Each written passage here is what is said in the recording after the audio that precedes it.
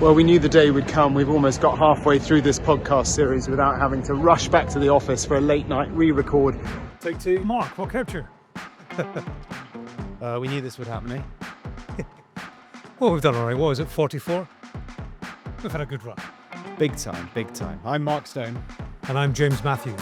And you're listening to day 44 of Trump 100, take two. And just in, Donald Trump is turning off the taps, pausing military aid to Ukraine. A big, big announcement. This pause, we're told, is going to last until Trump determines that Ukraine's leaders demonstrate a good faith commitment to peace as he sees it. Well, we said in the first recording, which no one will ever hear now, we said that things might change. Yeah. And they have changed to the extent that we needed to come back in. The official announcement from the White House is that the president has been clear that he is focused on peace. We need our partners to be committed to that goal as well. We are pausing and reviewing our aid to ensure that it is contributing to a solution.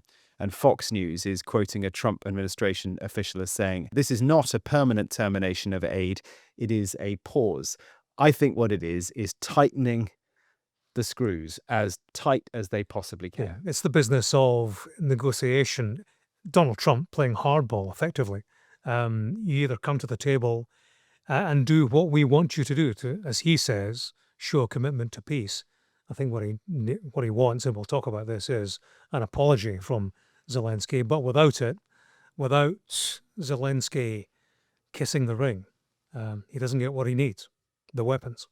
And let's just focus, first of all, on what this actually means, because it's Trump's tactics, Trump's strategy, blunt, and it is bald. It's there for everyone to see. You do precisely what I say, or I will literally stop providing any weapons for you, and you will get annihilated. That's effectively what he's saying. What it actually means in practice, well, let's look at the numbers. At the end of last year, Europe had contributed about £108 billion worth of aid, military aid, weapons to Ukraine. The United States, just a little bit less than that, actually, about £94 billion worth, the equivalent of £94 billion worth of military aid. Now, Europe's flows of weapons are expected to continue, of course, but without America, Ukraine is in trouble. Not immediately, but in time. The key difference is what Europe and what the Americans are able to supply. The American air defense capability supplied to Ukraine is critically important, both in its capability, what these American weapons can do, and in the numbers that they can provide to help Ukraine fend off Russian attacks. So if that tap is turned off, and it has been over the course of the past few hours, then in time that will have a massive impact on Ukraine. It's not going to be overnight. President Biden, the former president, tried to Trump-proof Ukraine for precisely this scenario by providing them with as much weaponry up front to keep them going for a while. That, experts say, could allow them to fight until midway through the year, the summer.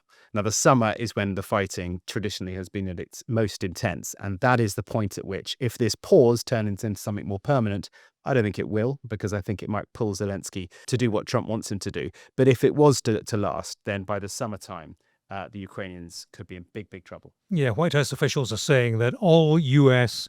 military equipment not currently in Ukraine will be paused, including weapons in transit on aircraft and ships, or waiting in transit areas in Poland. And Trump has ordered Pete Hegseth, his defense secretary, to be in charge of this particular operation. He is cranking up the pressure on Volodymyr Zelenskyy. He wants a quick result. Yeah, and I mean, that to me is really interesting, because one thing that the Trump administration could have done is to pause all future aid, like not stuff that's literally on its way there now, but future packages that Congress could sign off on. He's not done that. He's gone for something much, much more intense than that, and he's actually said, if there's something on the Atlantic at the moment, stop it. Yeah, Donald Trump, he does want results quickly. He clearly doesn't want this process to descend into a pan-European talking shop, and that's the shape that it is taking in European capitals.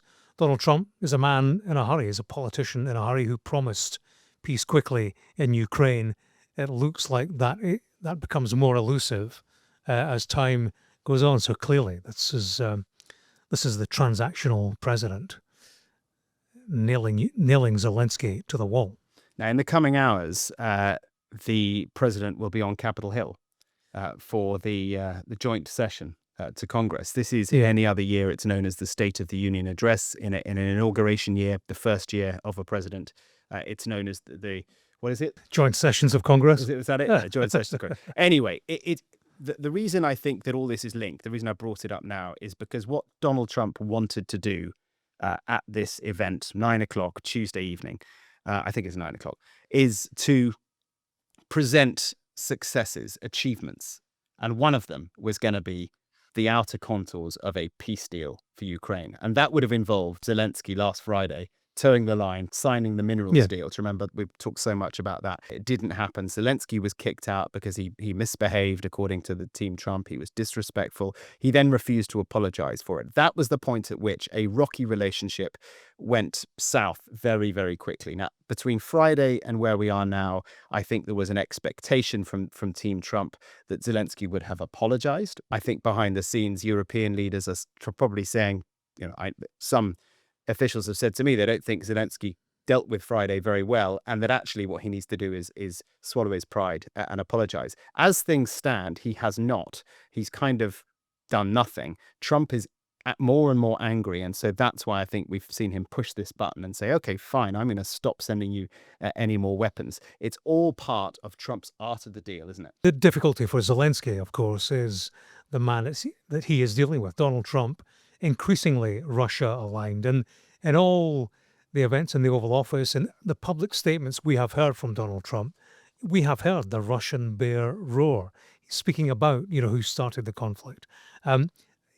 What Zelensky cannot find with Donald Trump is a baseline, a starting point for a deal, for an agreement in which he can see a just and a lasting peace on Ukraine's terms. It's all happening so quickly, isn't it? That our job is to try and analyze, try and make sense of all this. But okay, let's say that at some point over the next 24 hours, Zelensky says sorry.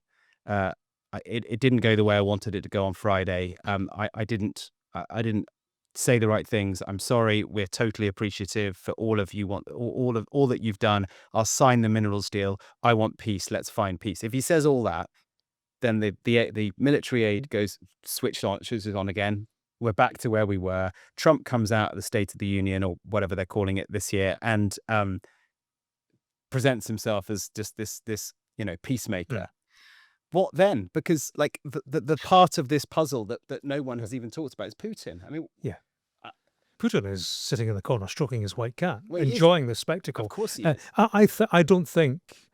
You tell me what you think, but I don't think Zelensky can bring himself to apologize. I think to apologize to Trump, given everything that's been said, in Zelensky's eyes, would be to apologize to Putin.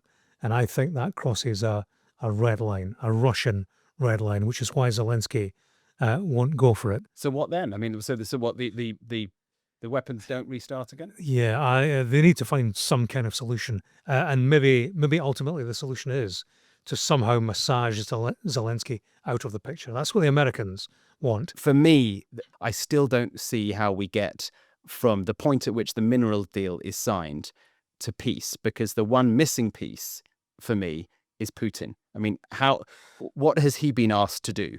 To concede? Nothing at the moment. He hasn't offered anything. We don't know even what he would want. Yeah. And the missing detail is the relationship between Trump and Putin. We know there is a warmth and a restoration of the relationship, but what has Trump promised Putin? And one missing element in the deal, of course, is the security guarantee. Yeah. And you have to ask, why is Trump so reluctant to make a security guarantee, to put that on the table? Because that would, that in itself would be a solution. What in Trump's relationship with Putin prevents him from offering that? But to sum up, I think what Donald Trump is trying to do with this is to tighten the noose as tight as he can to get Zelensky to commit to a ceasefire at least. And if he does that through this mineral deal, then clearly the pressure then moves to Putin and what he does, what he can commit to. There are so many days where it's hard to know what the top story is. And it could well be, and maybe should be, 25% tariffs on Mexico and Canada. America's two biggest trading partners are about to feel the body blow of Donald Trump. Yeah, this is what Trump told journalists earlier. Tariffs, is there any room left for Canada and Mexico to make a deal before midnight? And should we expect those Chinese tariffs, the extra 10%, to take No effect? room left for Mexico or for Canada. No, the tariffs, they're all set. They go into effect tomorrow. These tariffs, they were due to come in last month, but Trump had agreed a temporary reprieve. And in return, Canada and Mexico, they agreed to try to slow down the flow of illicit drugs and migrants into the United States. The question was, had they done enough? Well, apparently the answer for Donald Trump is no, the tariffs are on. It's a big, big deal. And if you want an idea of how the markets are reacting, not well, because not only will this have a very, very hard impact on Canada and on Mexico, but it will impact the United States as well, which leads some to wonder, what on earth is Trump up to? The Canadians say they will respond. The Canadian Foreign Minister said the government is ready to go ahead with the retaliatory duties, tariffs, taxes, what do you want to call it, which were announced earlier in the month. And they include an initial set of tariffs of $20 billion of goods from US exporters, including orange juice, peanut butter, wine, coffee. So all of that is going to get much more expensive in Canada. So they'll be encouraged to buy Canadian. The impact will be on American firms who are making all of those products. So you can see how this trade war is devastating for both sides. And I'm not even talking about Mexico at this stage, is huge. And the concern, I mean, most economists will tell you that tariffs across the board put prices up for everyone. Yeah, it's all about prices in the shops, isn't it? The very issue, the central issue on which he campaigned and was elected. What do tariffs do to prices for American consumers? That'll be the test of Donald Trump down the line. Maybe late enough for him to get through it and claim a success without comeback. But he's very good at claiming successes where actually nothing has. Right in the headline before you read the article. Right. And the Canadians aren't happy, are they? We've got this kind of street level protest. I saw a sign outside a coffee shop. Americans must be accompanied by an adult. And do you know, see, if you want to buy an Americano in parts of Canada these days, you can't, because it's been rebranded as a Canadiano. Doesn't quite roll off the tongue, does it? It doesn't. Shouldn't it be Canadiano? Maybe you're just pronouncing it wrong. Yeah, possibly. But let's hear it from William. He's a seller of the Canadiano in a coffee shop in Toronto. I never wanted the cafe in of itself to be an overtly political space. I wanted to be a place where people from the community can come and relax and feel comfortable. So I'm not necessarily inviting political debates every other day. The importance to me is just that little reminder in the day-to-day that, hey, it's not much. It's renaming a coffee, but it's telling the people in the community that they support us. They support people who are on their side. So we mentioned it earlier on, but the coming hours will be big. It is the joint congressional address by Donald Trump to the men and women on Capitol Hill. And if we want to hear what the man himself thinks it's going to be like, he put on his social media account earlier on, "Tomorrow night will be big. I will tell it like it is," all in capital letters. Showbiz.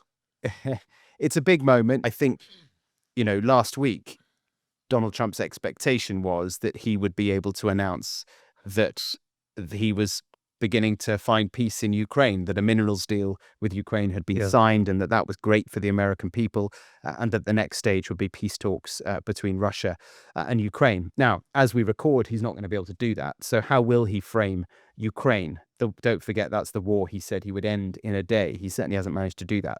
I do think we can expect he will tout many other perceived successes. We've heard that Honda is moving factories or building new factories in the United States when they were planning to build them in Mexico. Expect him to make a lot of things like that. And he will talk, I'm sure, about Elon Musk, who will be there in the chamber. Will he be wearing a suit? I wonder. And they will tout the many successes as they see them of slimming down government, making it more efficient. But there will be those on the other side who have an opportunity with the cameras rolling to be able to make their point to the country. Yeah, a few Democrats talking about boycotting it, aren't they, as well? Yeah. But I suppose the good news in all of this is its box office. I mean, one cannot take one's eye off the TV. And in fact, I can report to you, Mark, having checked social media, the wine moms are engaged in the political process. You know what the wine moms are? Mums, I think we say. Well, we'd say moms, yeah, but we are where we are. Let's go native. They live among us. Mothers who drink wine. And I was looking on I know one of them. yes, got one in my house too. But looking on social media, and this is a definition for you, we are often right and usually drunk, making us powerful allies in the right hands. And what's your point? They're listening to us. Oh no, they're listening to Donald Trump. They're engaged with the debate. Oh, I thought Powerful lobby. I thought you were going to say we had a whole following of wine mums. You don't want the wine moms on your case. Trust me. I'll tell you where we are a hit. Tell me. The school run. Wow. Yeah, we have young listeners as well. Uh-huh. I can tell you with good authority that Duncan Cooper Williams is one young listener, 12 years old, and his brother Grant. Oh, I don't And I heard yesterday, these are Americans as well. So we've got American listeners. I heard yesterday that they listen to it on the school run, and if they can't get to the end of it by the time they got to school, they pause it and listen to the rest on the way home. Oh, good lads. Thank you very much indeed. 12 years old. That's probably about the right mental age for us. What do you think? Oh, dear. You've been listening to episode number 44 of Trump 100. Thank you very much. Do email your questions to us for our Sunday Q&A episode. Our email address is trump100@sky.uk. Yeah, and we'll, of course, have immediate reaction and analysis to whatever Donald Trump says to the joint session of Congress on day 45 of Trump 100. But for now, thank you very much for listening. All the best. Bye-bye.